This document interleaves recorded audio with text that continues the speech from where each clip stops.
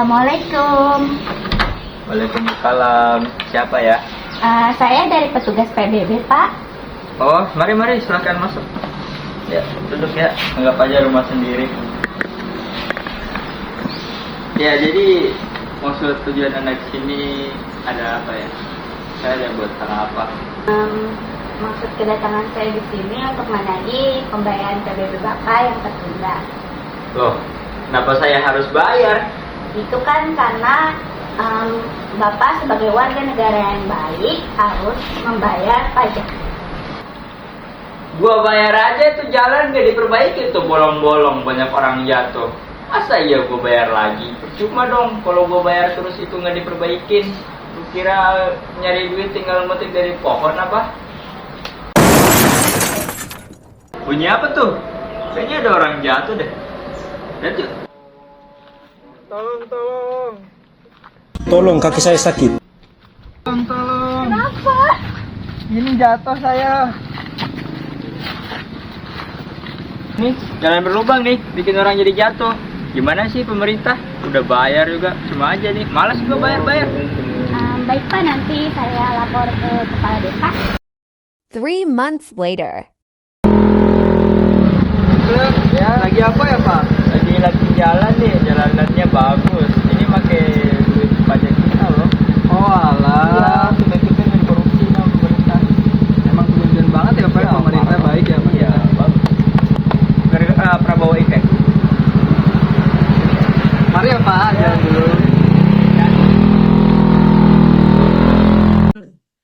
Debat mengenai PPN 11-12% itu juga sudah sangat dalam. Waktu itu banyak membahas pro cons. Apakah tujuannya untuk tadi karena ini kan Bapak dan Ibu sekalian tuh pinter-pinter ya. Jadi udah tahu kita debat begitu, tapi ditaruh dalam konteks hari ini kan jadi lain lagi nih konteksnya. Tadi waktu dijajarkan dengan Bu ini ekonomi lagi melemah kok Ibu naikin PPN. Loh, waktu kita bahas juga cukup banyak debat mengenai itu.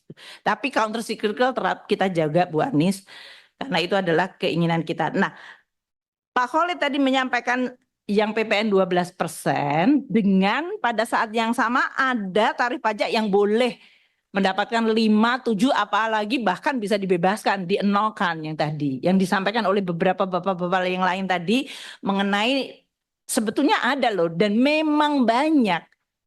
Kalau kita hitung nanti teman-teman pajak Pak Anggito atau Pak Suryo, Pak Yon di sini yang ngitung-ngitung banyak sekali.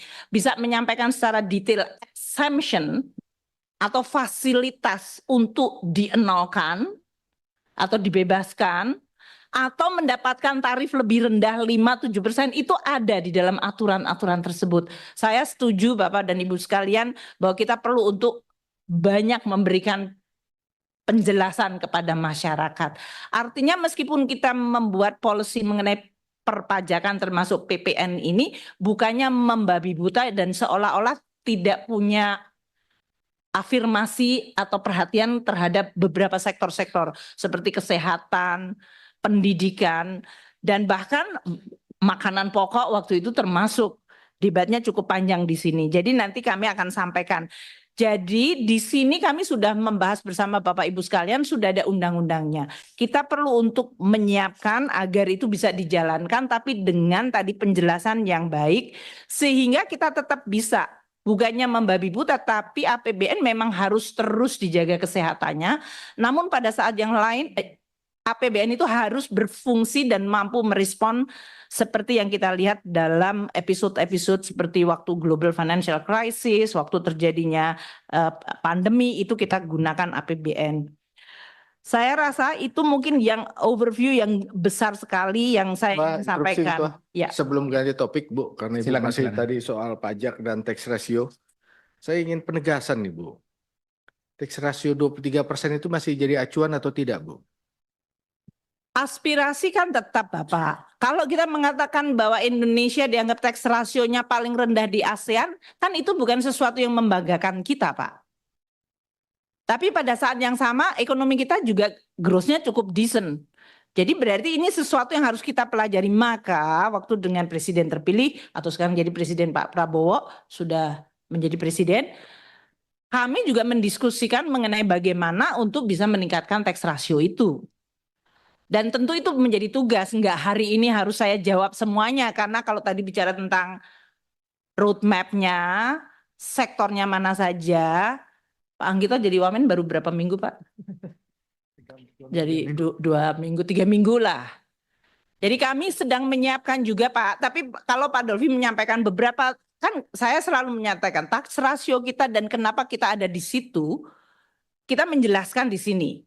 Kalau teman-teman di Komisi 11 juga melihat ada potensi loh, nah sekarang dengan Pak Anggito juga ada tadi berbagai yang disebut berbagai kegiatan ekonomi yang potentially selama ini belum dianggap bisa dikolek pajaknya secara peraturan perundang-undangan, itu yang kita lakukan. Dan Presiden Prabowo menyampaikan itu menjadi tugas dan sekaligus juga beliau memberikan dukungan penuh kepada kami di Kementerian Keuangan. Maka Pak Dolvi dan Bapak Ibu sekalian, kami akan terus melihat. Sekarang yang disampaikan tadi 2025 dengan target berapa tadi? 18 2185, kami akan tetap, pertama tadi pertanyaannya, sampai akhir tahun proyeksinya berapa? Mungkin karena Bapak dan Ibu sekalian banyak yang baru, kami sebetulnya waktu itu sudah lapor ke DPR melalui laporan semester 1. Target sampai akhir tahun adalah 1921 tahun ini. Jadi memang tidak tercapai. Itu sudah kami laporkan di DPR, di Banggar, di sini kita bahas lapsem itu. Dan itu yang sekarang menjadi fokus kita. Konsekuensinya ke 2025 berarti lebih tinggi naiknya. Betul. Dan itulah yang sedang kita sekarang siapkan. Makanya Pak Anggito sekarang bekerja siang malam, nggak pakai libur untuk membuat ini dan nanti kita akan sampaikan. Beberapa langkah-langkah tentu kita akan coba untuk calibrate terus. Apakah ini persoalan enforcement?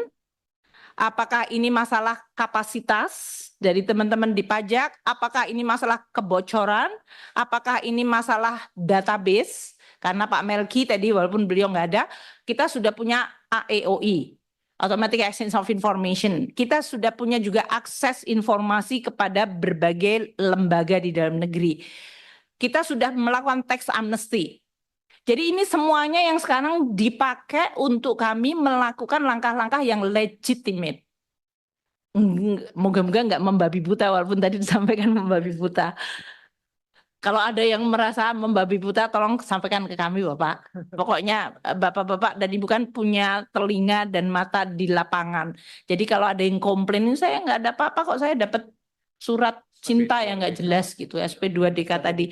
Monggo. Karena memang Bapak dan Ibu sekalian kan memang menjadi wakil rakyat yang harus menampung itu. Saya harap tidak membabi buta. Nanti saya tanya Pak Suryo dan Pak Anggito untuk ngawasi. Tapi kira-kira nanti kita akan lihat. Tapi itu yang kita coba lakukan. Sehingga kami akan bisa melakukan tugas sesuai undang-undang, mandat. Namun pada saat yang sama kami juga tetap waspada terhadap perekonomian. Mungkin itu.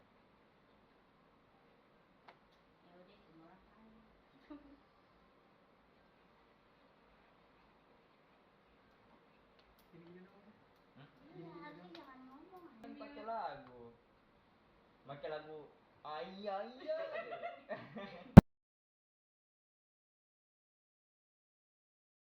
Behind the scene.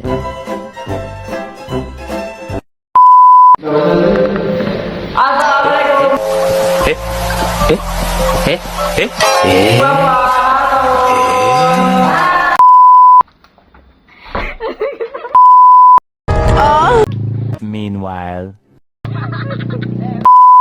Kau ni apa? Jalan ini bagus. Kau tinggal sini ke?